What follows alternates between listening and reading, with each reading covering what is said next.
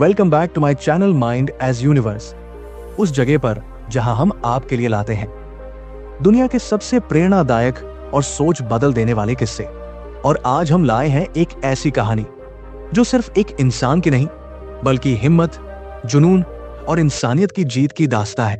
ये कहानी है उस इंसान की जिसे बचपन में छोड़ दिया गया था, लेकिन जिसने हार मानने के बजाय अपनी किस्मत खुद लिखी। ये कहानी है लैरी एलिसन की। वो शिकागो की गलियों में पले बढ़े, एक साधारण यहूदी परिवार का हिस्सा, लेकिन जिंदगी कभी साधारण नहीं रही। जब लैरी सिर्फ 9 महीने के थे, उनकी मां ने उन्हें छोड़ दिया और उसके बाद उन्होंने अपनी असली मां को कभी नहीं देखा। उनकी मौसी ने लैरी को गोद ले लिया।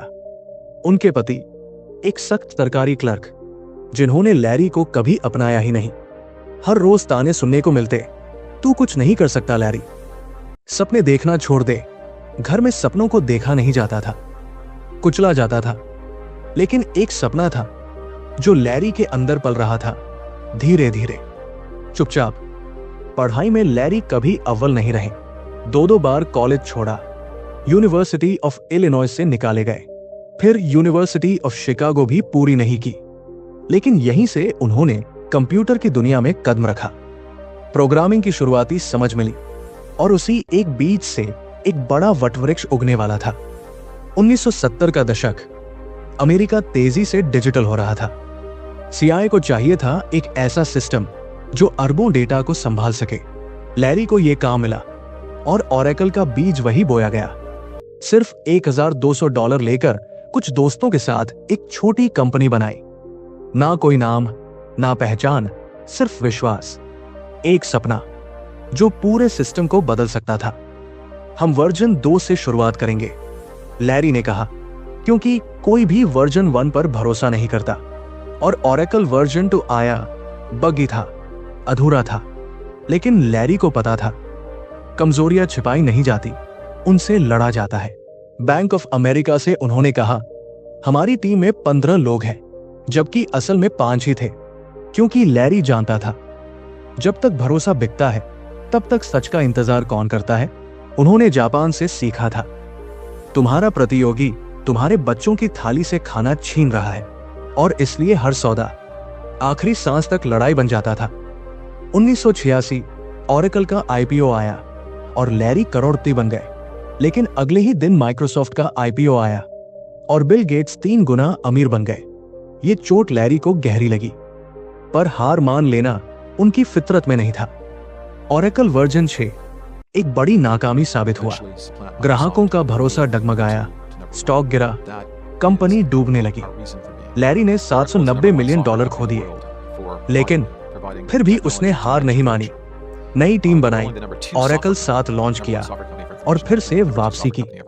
लैरी ने कहा, मुझे फर्क नहीं पड़ता कि मैं कितनी बार हारता हूं, जब तक मैं आखिरी में जीत रहा हूं। और इसके बाद उन्होंने दुनिया को दिखाया कि टेक की असली ताकत क्या होती है। वो बिल गेट्स को हराना चाहता था और उसके लिए उसने इंटरनेट की नींव रखने वाले आइडिया नेटवर्क कंप्यूटर को जन्म दिया। 52 कंपनियों को एक के बाद एक खरीदा, पीपलसॉफ्ट, सन माइक्रोसिस्टम्स और कई दिग्गज। क्योंकि लैरी को इंतजार करना पसंद नहीं था, वो जो चाहता था उसे हासिल कर लेता था। अमेरिकाज़ कप, दुनिया की सबसे प्रतिष्ठित बोट रेस। लैरी ने इसमें $400 मिलियन खर्च किए सिर्फ जीतने के लिए। यह सिर्फ खेल नहीं था, यह जुनून था।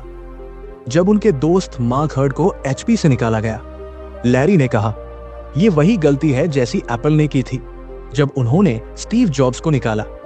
और कुछ ही दिनों में मार्क को ओरेकल में शामिल कर लिया। क्योंकि लैरी मानते थे, नेता वो नहीं होता जो आगे चलता है, नेता वो होता है जो अपने लोगों के साथ खड़ा रहता है।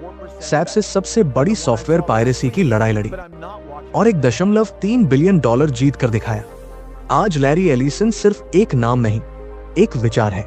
ओरेकल एक ऐसी कंपनी है जिसे मरने के बाद भी लैरी चलता देखना चाहते हैं, और शायद वो चलेगी भी, क्योंकि ऐसे लोग शरीर से नहीं, सोच से जिंदा रहते हैं।